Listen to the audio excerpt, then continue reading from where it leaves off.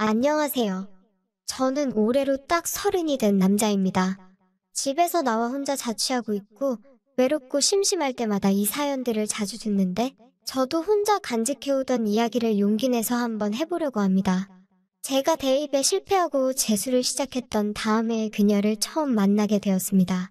저한테 막내 삼촌이 있는데 집에서 워낙 늦둥이로 태어나서 어린 시절부터 할머니 할아버지가 상황이 안 좋을 때마다 막내 삼촌이 장녀였던 저희 엄마한테 맡겨지게 되었습니다. 덕분에 저랑은 삼촌 조카 사이가 아니라 친척형과 친척동생 같은 사이로 아주 가깝게 지내게 되었고요. 아무튼 하루는 외삼촌이 결혼을 할 여자라고 집에 한번 데리고 온 적이 있어요. 막내 삼촌한테는 우리 엄마가 부모의 역할도 같이 해줬으니 당연히 소개를 시켜주려고 데려온 자리였지요. 저는 그냥 그때 재수를 시작한 지 좀 되어서 그냥 열심히 공부만 하고 있었을 때였습니다. 앞으로 외숙모가 될 분이라고 소개를 받았기 때문에 그때는 별로 크게 감흥이 있던 건 아니었고 그냥 외삼촌이 마냥 부럽기만 했습니다. 결국에는 외숙모가 되지는 못했지만요. 그녀는 대학 시절 미대를 우수한 성적으로 졸업 후 떠오르는 신인 여자화가로 잡지에 소개가 될 정도로 유망한 능력자였답니다. 특히 어머니가 직업도 좋고 굉장히 마음에 든다고 삼촌한테는 복받은 줄 알라는 말을 하더라고요. 명예가 있는 일을 하다 보니 거만하지 않고 예의도 바른 데다가 주변도 더 살피게 되더군요. 삼촌이 잠깐 전화 때문에 자리를 비운 사이에 저희 어머니께서 그녀와 대화의 꽃을 피우기 시작했습니다. 삼촌을 꼴통이라고 지칭하면서 저런 놈이 뭐가 좋아서 결혼까지 결심하게 되었느냐고 물어보시더라고요. 제가 낄 자리는 아닌 것 같은데 저도 그녀의 아름다움에 취해가지고 시선을 빼앗기고 말아버렸습니다. 저런 사람이 내 외숙모가 된다는 사실이 좋으면서도 한편으로는 삼촌이 부럽고 질투가 나기까지 했어요. 아무튼 당시 삼촌이 학벌이 좋은 것도 아니고 학력이 우수한 것도 아닌데다가 솔직히 할머니가 모아둔 재산 축내고 다니면서 놀러 다니는 게 1인 한량이었거든요. 그런데 저런 예쁜 여자와 결혼까지 하게 된다는 게 참 부러웠습니다. 그런데 그녀가 자신있게 대답하기를 오빠, 그러니까 삼촌이 몸이 좋고 잘생겨서 좋다고 하는 겁니다. 그 말에 어머니도 당돌하다는 느낌을 받았는지 어이없어 하는데 그녀가 성공한 화가이다 보니 이미 직업에서 명예도 있고 돈도 잘 벌고 있었으니 삼촌 능력을 자기가 볼 필요가 없다는 거죠. 오히려 잘생기고 몸도 좋으니 그 부분이 마음에 든다 솔직하게 말하는데 어머니는 좀 어이없어 했지만 저는 당당하고 멋진 사람이라는 생각이 들었습니다. 어머니는 얼굴 잘생긴 거 몇 년이나 더 가겠냐고 하면서 좀 여유있게 준비하면 어떻겠냐 했어요. 삼촌 입장에서는 저희 어머니가 누나라기보다는 부모님에 더 가까운 존재였고 제 형제나 마찬가지라고 생각했던 외삼촌을 엄마가 그런 식으로 말하는 게 충격적이었죠. 그래도 그렇지 당시 재수생에 불과한 제가 봐도 그녀는 더할 나위 없이 훌륭한 사람이고 누가 봐도 삼촌이 복을 받은 건데 결혼을 내키지 않아 하는 걸론 보였습니다. 그녀도 실망할 법도 했는데 오히려 그 말에 그녀는 걱정이 없다고 했습니다. 삼촌은 진짜 노는 거 좋아하는 별볼일 없는 남자였는데 할머니 할아버지 돌아가시면서 유산을 받은 게 있어서 그렇게 놀러만 다녀도 이렇게 예쁜 여자도 다 만나고 마냥 삼촌이 부러울 따름이었습니다. 아무튼 그렇게 확신에 차서 삼촌하고 결혼하겠다 외치던 그녀를 달리 보게 되었습니다. 그리고 그 점이 저희 어머니한테도 확실하게 어필이 되었나 봐요. 이렇게 예쁘고 앞날이 창창한 여자가 여장부 기질이 다 있다면서 결혼하는 것도 좋게 생각하시고 오히려 엄마와 그녀는 차츰 시간이 지나면서 친구 같은 관계로 발전했습니다. 저야 재수한다고 집에 매일같이 있었기 때문에 못해도 일주일에 한 번씩 와서 어머니랑 시간을 보내고 가는 그녀를 자주 만나게 되었죠. 매일 보는 건 아니었으니 당연한 일이겠지만 그녀가 놀러올 때마다 옷도 매번 다른 스타일이고 얼굴이 예쁘니 그렇게 자주 보는데도 질리지가 않고 좋더라고요. 그때쯤 저희 어머니가 약간 심적으로 힘들어해서 공황이 있었는데 그녀가 와서 미술로 심리치료도 해주고 했으니 당시 저한테는 그녀가 예쁘기만 한 존재가 아니라 차원을 넘어설 정도로 눈이 부신 존재였어요. 그런데 하루는 그녀가 저희 집에 왔는데 그녀가 우는 소리가 문 너머로 들려오는 겁니다. 슬쩍 나가보니 오히려 어머니는 이번에는 삼촌을 욕하면서 그 자식은 지복을 지 발로 차고 다닌다고 하면서 그녀한테 차라리 잘 된 거라고 응원을 해줬습니다. 그녀는 더 좋은 사람을 만날 자격이 있다고, 한량 같은 내 동생한테 미련 갖지 말고 좋은 사람 만나서 잘 살라고 하시더라고요. 어머니가 삼촌 어릴 적에 돌봐주시기도 했는데 그때 자기가 잘못 가르쳐서 그렇다고 미안하다고 사과까지 하더군요. 저는 당연하게도 그녀는 이제 더 이상 저희 집에 오지 않을 거라 생각했는데 오히려 그녀는 그날부터 어머니와 더 친구 같은 사이가 되었습니다. 당시 어머니 심리치료 해주던 것도 있었고 그녀가 어머니랑은 죽이 잘 맞는 편이라서 치료가 다 끝난 뒤에도 어머니와 함께 시간을 보내면서 지내줬어요. 저도 당시 재수생이다 보니 가끔은 어머니가 차려준 점심도 같이 먹고 간식도 같이 먹으며 시간을 보냈습니다. 그때도 마음 한구석에는 그녀가 삼촌하고 헤어진 게 차라리 잘된 일이 아닐까 하는 생각도 했어요. 그러고 한참 시간이 지나니 어머니는 그녀가 욕심이 났는가 봅니다. 그녀가 10살만 더 어렸다면 며느리감으로 딱이라고 삼촌하고 헤어진 게 그거 하나만은 아쉽다고 하시더라고요. 한 가족이 못되게 된 건 말이죠. 그녀도 저랑 결혼시키고 싶다는 말에도 제가 10살만 많았어도 결혼을 했을 거라 하면서 분위기 좋게 받아쳐주거나 했습니다. 그렇게 시간은 지났고 저는 재수에도 실패를 하고 말았습니다. 그래도 원하는 학교는 가지 못했지만 지방 쪽에 제가 원하던 학과가 유명한 대학교에는 붙었어요. 1년을 더 해야 하나 말아야 하나 고민하는 와중에 아버지께서 그 대학교가 있는 지방으로 발령을 받게 되면서 그렇게 가족 전체가 그쪽으로 이사를 가게 되었습니다. 이사 가기 며칠 전에 그녀가 집에 찾아왔어요. 어머니도 그녀도 서로 아쉽다면서 아예 못 만나게 해외로 가는 것도 아닌데 뭘 그리 아쉬워하냐며 작별 인사를 나눴습니다. 그렇게 지방에 가서도 자주 볼 것처럼 하더니 전화통화만 주고받는 듯 싶었고 실제로 만나는 날은 아예 없었습니다. 그렇게 세월이 지나니 연락도 뜸해지고 어느덧 그녀에 대한 존재는 희미하게 잊혀져갔지요. 저도 대학을 다니고 군대를 다녀왔습니다. 외로운 군 생활 중에 까맣게 잊고 있던 그녀가 나오는 꿈을 꿨습니다.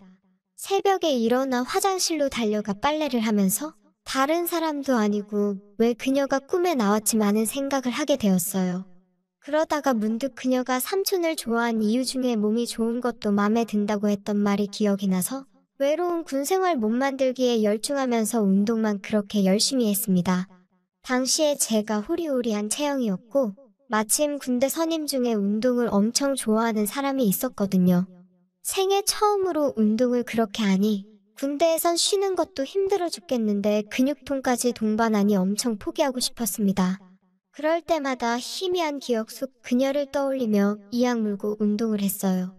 전역을 하고 나서는 말라깽이 같던 저는 더 이상 없었고 그래도 제법 운동 좀 했다는 소리를 들을 정도의 몸이 되었습니다. 그녀를 생각하며 키운 몸이지만 전역을 했다고 그녀를 다시 만날 수는 없었죠. 그래도 반사이익으로 운동도 하고 몸이 좋아지니 저한테도 여자친구가 생기게 되었죠. 새로운 인연이 생기니 저도 그녀를 점점 잊어가게 되었고 저도 졸업을 하고 어엿한 사회인이 되었습니다.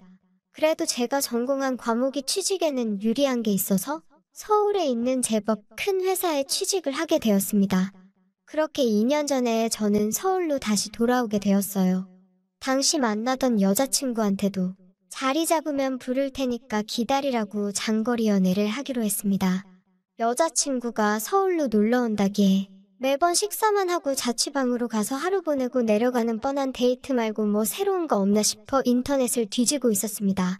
여자친구가 카페 같은 데를 다니는 걸 좋아하니 카페에서 할 수 있는 데이트 뭐 없나 알아보고 있던 차였어요. 그러다 인터넷 리뷰를 보게 되었는데 저는 그 순간 몸이 굳어버리고 말았습니다. 기억 속에서 희미해져가는 그녀를 찾았기 때문이에요. 그림을 그리며 커피를 즐길 수 있는 이색 카페를 오픈해서 운영을 하고 있더라고요. 그 순간부터는 리뷰에 찍힌 그녀의 사진을 한 장 한 장 돌려보고 있는데 묘한 기분에 휩싸이면서 마음이 진정이 되지 않았습니다. 핸드폰을 몇 번씩 확대해가며 그녀의 얼굴을 바라봤어요. 10년이 가까운 세월 동안 40이 가까운 나이가 된 그녀는 그때의 화려함은 이렇지만 오히려 수수한 그대로의 모습이 훨씬 아름다워 보였습니다. 새하얀 피부는 그대로인데 제가 좋아하던 검정색 긴 생머리는 잘랐더군요. 어깨를 살짝 다을랑 말랑해서 밝은 갈색으로 염색을 했는데 그건 그 모습 나름대로 예술하는 사람 같고 고급스러워 보여 좋았습니다. 그녀는 화가로는 결국 성공하지는 못한 건지 싶기는 했어요. 그 당시만 해도 인터넷에 검색하면 그녀가 나올 정도였는데 언젠가부터 그녀는 찾아볼 수 없었거든요. 사진이 너무 작아서 왼손 약지에 반지가 끼워져 있는지 살펴봤습니다만 제대로 알아볼 수는 없었습니다. 그리고 그렇게 그녀가 배경으로 찍힌 작은 사진들을 끝까지 다 내려본 시점에 저는 그녀를 한번 찾아가 보겠다고 결심을 했습니다. 그녀를 만나는 데는 그렇게 큰 노력이 필요하지 않았어요.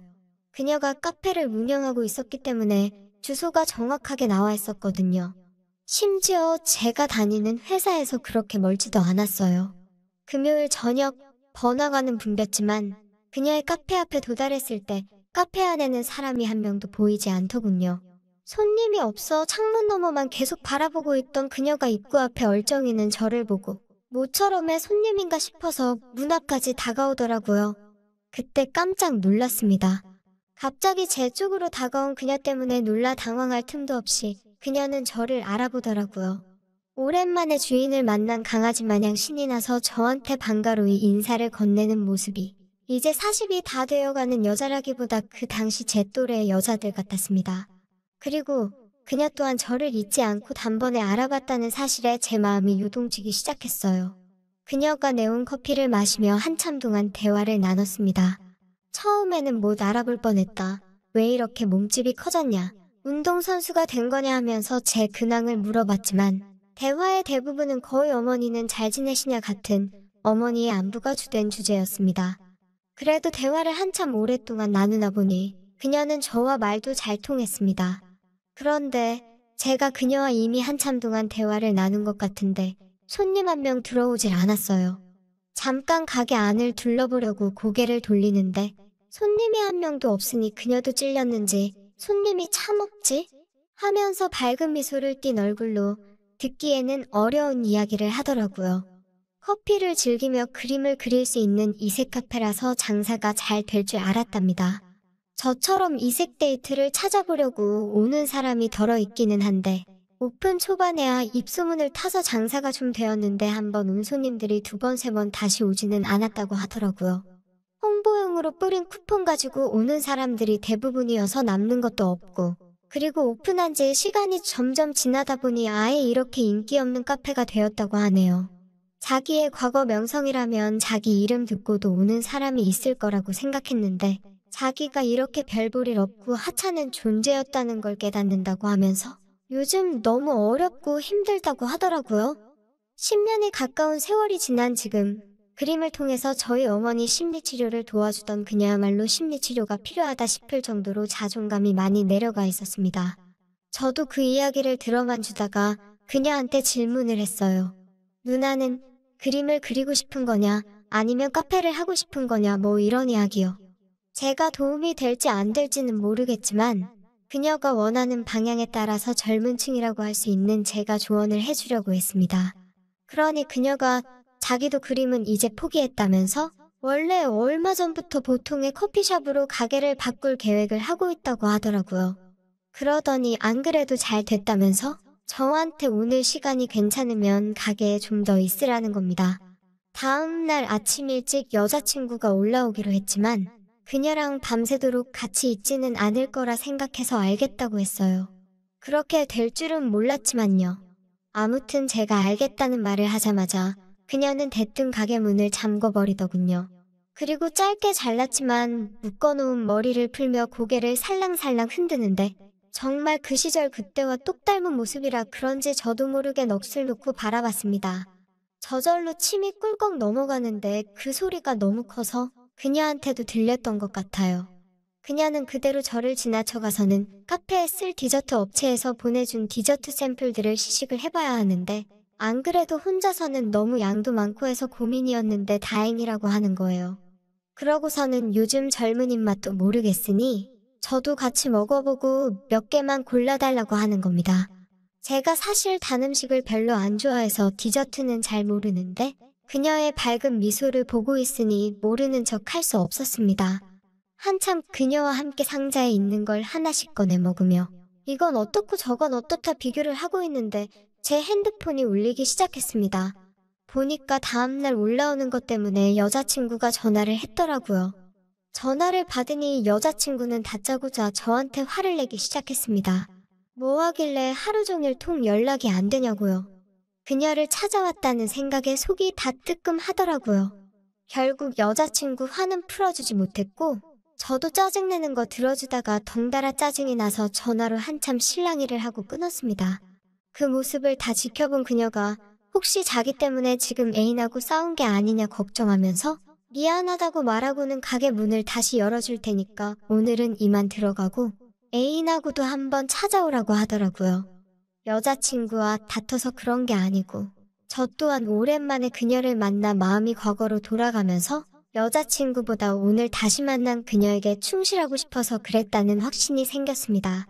가게 문을 열어주러 가는 누나의 팔을 붙잡고 오늘은 누나가 보고 싶어 온 거라고 솔직한 마음을 이야기했습니다. 그동안 항상 보고 싶었다고. 제가 운동을 해서 몸을 키운 것도 서울에 취직을 했을 때도 부모님보다 누나 생각이 더 컸다고. 조금 과장을 섞기는 했지만 오랜 제 마음을 전했습니다.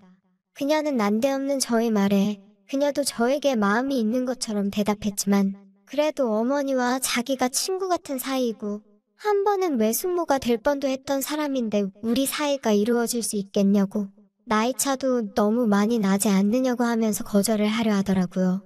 저는 그 길로 그녀한테 다가가서 그런 게 지금 중요하겠냐고 지금 우리가 다시 만나 이렇게 한 공간에 있는 게 중요한 게 아니겠냐 하니 그녀도 포기한 듯 저에게 다가왔습니다. 그녀를 따라 그녀가 혼자 살고 있는 아파트에 도착했습니다. 그래도 허가였던지라 작은 아파트지만 깔끔하고 보기 좋게 꾸며놓은 집이 인상 깊었어요. 시간은 새벽 2시를 넘어가고 있었고 제 전화기는 여자친구에게 쉬지 않고 걸려오는 전화벨 소리에 엄청 시끄러웠지만 그 소리는 그녀와 제가 만들어내는 소리에 묻혀서 저에겐 전혀 들리지도 않았어요. 다음 날 아침에 일어나니 그녀는 아침 식사를 준비하고 있더라고요. 식사를 준비하는 이유가 뭐냐고 나 집에 안 보내려고 그러는 거냐고 했더니 오늘은 그녀가 가게도 안 열겠다면서 하루 종일 각오하라고 하는 겁니다. 그렇게 그 다음 날까지 정말 눈이 마주치기가 무섭게 함께 시간을 보냈어요. 막차가 끊길까봐 전날처럼 밤을 새도록 잊지는 못했지만 이미 그녀 집을 나서니 제 다리가 다 후들거리더군요. 제 자취방에 돌아가니 여자친구가 문 앞에 쪼그려 앉아서 어디 가서 뭘 했냐고 저한테 울면서 따져묻는데 제가 잘한 일 하나 없는데 오히려 제가 여자친구한테 화를 내고는 헤어지자고 했습니다. 항상 연애할 때 주도권을 가지고 저를 떡주무르듯 하던 여자친구인데 헤어지자는 말에는 언제 그랬냐는 듯 무너져버리더라고요. 갑자기 이러는 이유라도 알자고 따지는데 끝까지 이유는 말해주지 않았죠. 그 다음 주가 되어서 그녀를 다시 만났습니다. 그녀도 저를 기다렸다는 듯 이번 주도 주말에는 아예 장사를 하지 말아버릴까 묻더라고요. 그리고 그녀 앞에 여자친구와 헤어졌다는 사실과 그녀와 앞으로 정식으로 교제를 하고 싶다고 말했습니다. 그녀가 감동할 줄 알았는데 저를 보고 싶었다 달려오던 그녀는 얼굴색이 바뀌며 정색을 하더라고요. 자기 때문에 만나던 사람과 헤어진 거냐며 그건 있을 수 없는 일이랍니다. 저의 그런 결정에 몹시 유감이고 이제 더 이상 저와는 더 깊은 관계가 되지 않겠다며 저보고 돌아가라 하더군요. 그녀에게 거의 매달리다시피 그러는 이유가 뭐냐 물었습니다. 그녀는 당연한 거 아니겠냐고 그녀랑 제가 함께 있는 걸 보는 사람들의 시선은 어떻겠냐. 그걸 이겨낸다고 하더라도 저희 어머니와 외삼촌이 우리 둘의 사이를 퍽이나 환영하겠다고. 우리는 여기까지가 맞는 관계이고 그 이상을 원한다면 더 깊어지기 전에 애초에 시작도 하지 말자는 게 그녀의 말이었습니다. 그녀를 어떻게든 회유해보려고 했지만 오히려 역효과였어요. 그 다음 날에 찾아갔을 때도 가게 안으로 들어오면 사람들을 부르겠다고 하면서 저를 얼씬도 못하게 하더군요. 삼고초려를 하다 못해 회사를 출근하지 않는 날은 항상 그녀의 가게 앞으로 출근했습니다. 하지만 그녀는 끝내 저를 받아들여주지 않았고 그렇게 10년이 가까운 재회는 하루아침에 물거품처럼 무너져버리게 되었네요. 나중에는 그녀는 가게를 팔아버리고 제가 닿지 않는 어느 곳으로 떠난 건지 요즘은 감감무소식입니다. 그녀와 제가 이루어질 사이라면 분명히 그때처럼 우연한 기회로 다시 재회하게 될 것이라 생각합니다. 운명이 아니라면 그렇게 서로를 기억 속에만 품은 채 살아가겠지요. 제 이야기는 이만 여기서 끝내도록 하겠습니다.